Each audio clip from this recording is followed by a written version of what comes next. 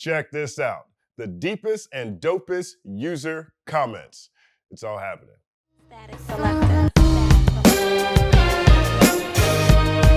Longtime TBD viewers will remember how every few weeks I dedicate an episode to some of the deepest and dopest comments you all leave after each video. Now that I'm back 9 weeks in a row and you all help propel this channel past 100,000 subscribers, feels like the perfect time. I'm still here in South Carolina. Y'all are the illest. Let's jump into it. Up first, this ain't the end of FN Meka. Now, this piece looked at how AR rapper FnMecca was signed to Capitol Records on one day, then dropped a day later. The FnMecca saga is interesting because so much of the messaging was so murky that it enraged the industry, but ultimately his deal with Capitol cratered, I believe, because he faked police brutality on Instagram, then dropped an N-bomb in a song. Let's see what the analysts have to say about it. Analysts, by the way, that's what I'm calling y'all. I'm calling y'all analysts now because of all the incredible analysis you all deliver each week. Man, this use of AI is fucking stupid. Some of this stuff gets talked about in professional philosophy too, the ethics of AI. And the thing I'm most interested in, the fact that AI can't be an artist, so it shouldn't be part of any art industry. If you're an artist, you can't be an artificial intelligence. Being an artist requires a kind of agency and intentional creativity that a programmed thing just can't possess the way humans do. And AI can't be an artist. Well said, Jim. There are several analysts in here that also agreed with you. Ideas Studio Bangkok.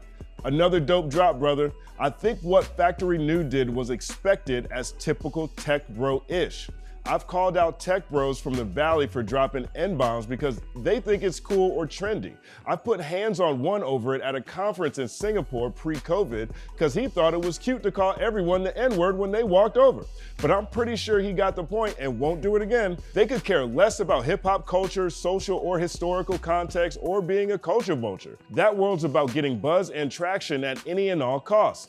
Dana putting hands on tech bros at a Singapore conference. It's all happening. Here's a quick follow-up. After that piece dropped, Anthony Martini, the CEO of Factory New, he reached out. He wanted to clarify a few things that was missing from the media's broader messaging. He revealed that he left Factory New. He's no longer working with the company because it became a headache that just wasn't worth it anymore. He also believes he joined the project to prove that an AR act could be viable in the marketplace, and in that sense, by getting FnMecca signed to Capitol, he completed that mission. He also said he spoke with Kyle the Hooligan. Kyle was one of the artists who created songs for FnMecca, who also spoke out about not receiving equity in the company as promised. Anthony revealed that Kyle worked with Factory New before he joined the company and wanted to explain to him that he wasn't aware of Kyle's involvement until after seeing Kyle's IG post calling out the company. I asked Anthony plainly how many black people were working on FnMecca. He said there was about 5, including the artists. I asked how many excluding the artists making the songs.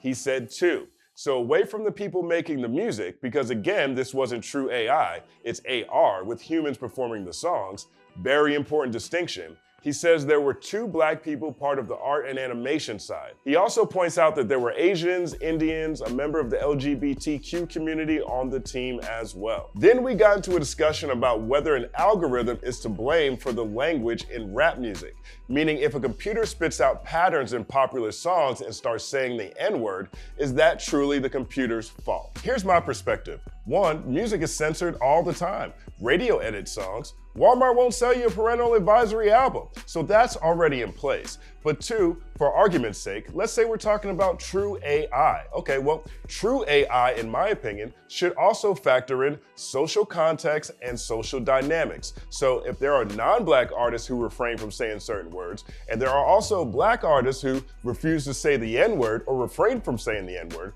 then AI should factor in that dynamic as well. 7-string blazer. This is the last nail in the coffin. It's time for us black people to ditch rap and make some other awesome music or style of art that white executives, not just white ones honestly, will be stuck behind the times on. That'll give us, not just black people, but anyone that respects the craft, whatever it is, another 30 to 50 years to vibe on our own as we were doing. Great point. That's something I alluded to in my piece titled Black Rappers Going Extinct. I didn't include Avatar rappers though. I'm gonna punch myself in the face. Up next, the Coast Contra Experience. From a writing standpoint, this is one of my all-time favorite pieces. I just think it came out really tight. All 4 members are super compelling to me, and their energy and positivity around how taking L's is a superpower is great perspective for anyone, not just artists. Into the comments, Joey McCashlin, love that name. Yo, this was a surprisingly great video. Seeing the title and thumbnail, I knew it was something I was probably gonna know nothing about and wasn't sure what I wanted to watch right now. But I love learning about these dudes. I'm sad to say I hadn't heard of them at all, but they sound super dope. From the clips you played and the way you speak about them, I'm definitely gonna check them out. Homie talking about repping Earth speaks to my heart. When anyone asks where I'm from, I always say Earth first. Appreciate you, Joey. The human race is the only race. Coast Contra, this is beautiful, brother.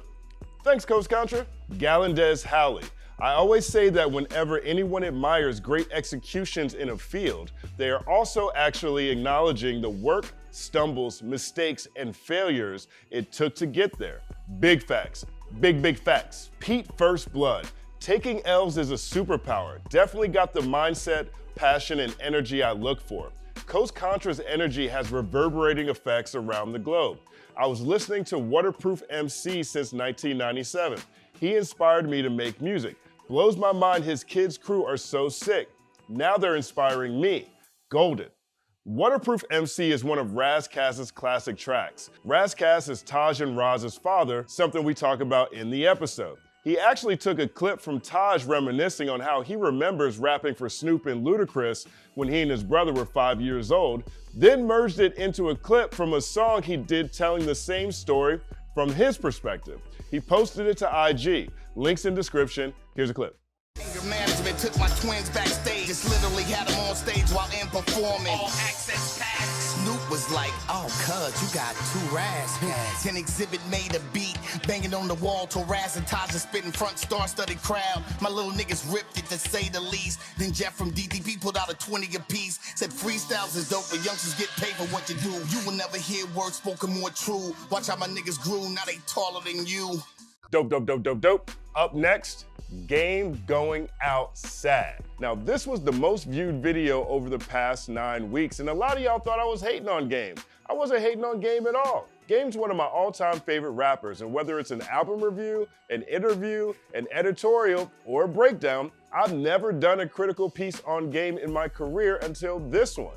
And to Game's credit, Drillmatic exceeded expectations. It ended up doing 25,000 first week.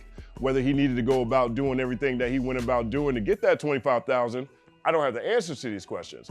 But this was also one of the fastest pieces I've ever written. The album came out on a Thursday night.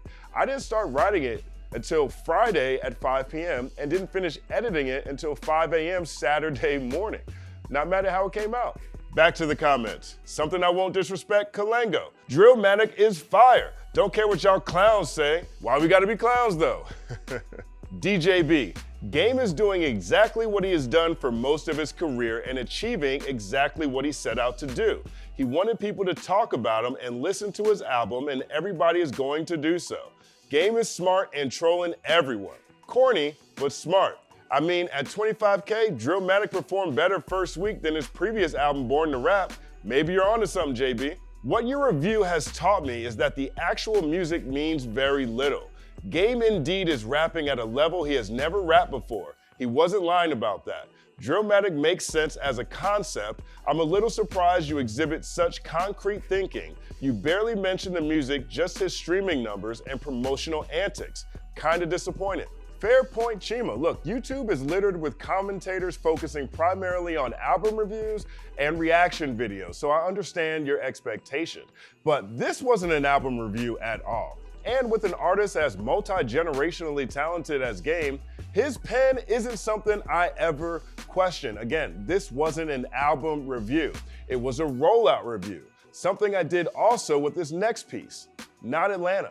Now, I had a blast writing this piece because I've never done a train of thought breakdown before. Usually I'm much more structured. I try to work in different literary devices to tell whatever story I'm telling. But much like the Game piece, this video didn't lend itself to that because this story broke Thursday night. So how I experienced it on the timeline that evening is exactly how I wrote it. Now, unlike the game, I thought this was a great example of outrage marketing.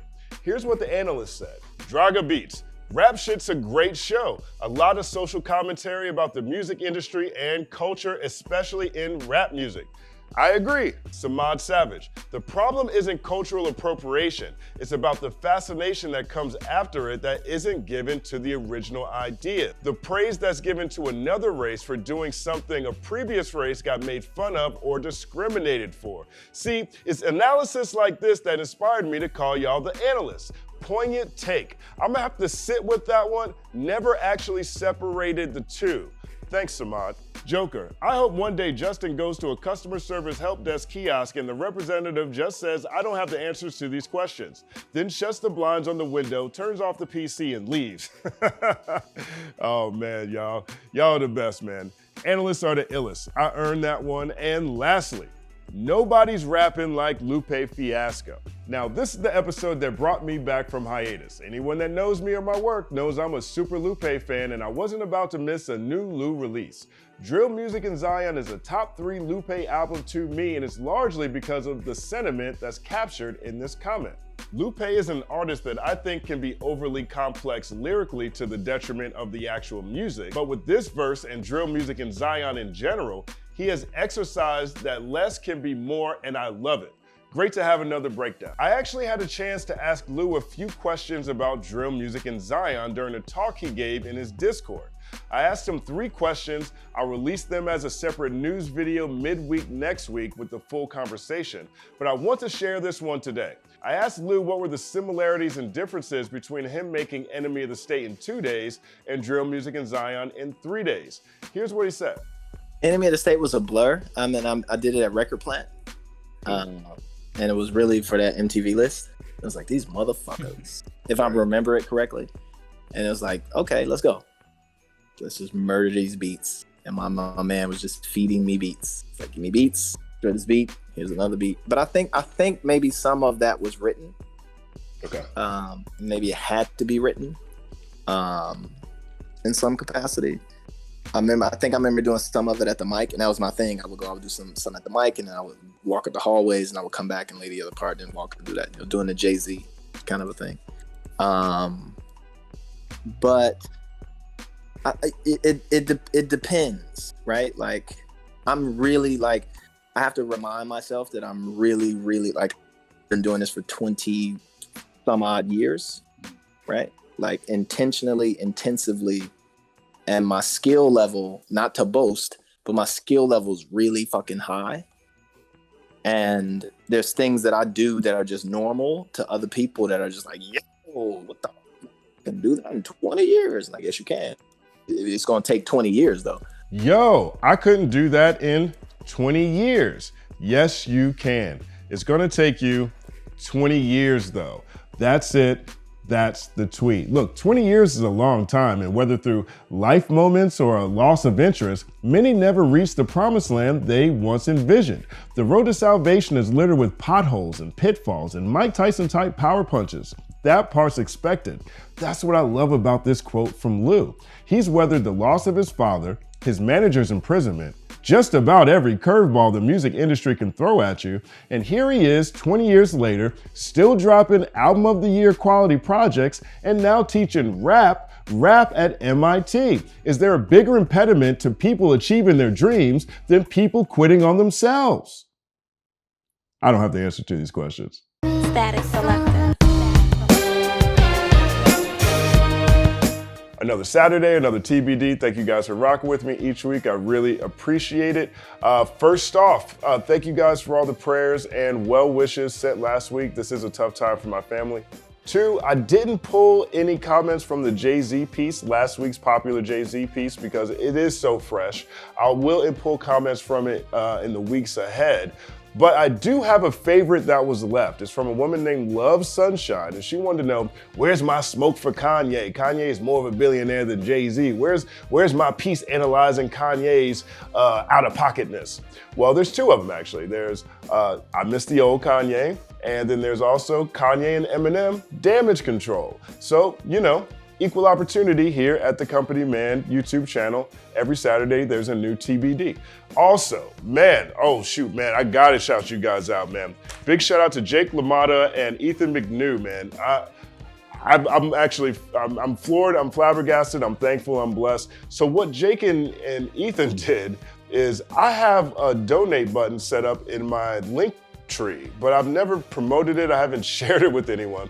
They found it on their own and they've contributed to the mission, man. That is priceless. I really appreciate your support.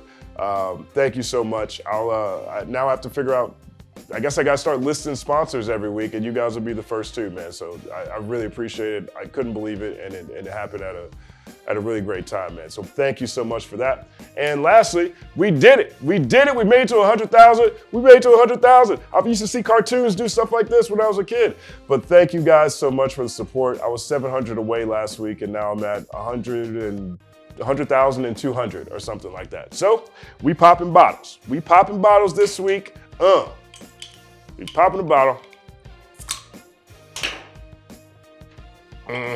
Right here, good old Heineken. Shout out to everybody in Amsterdam and the Netherlands. That's where this is from.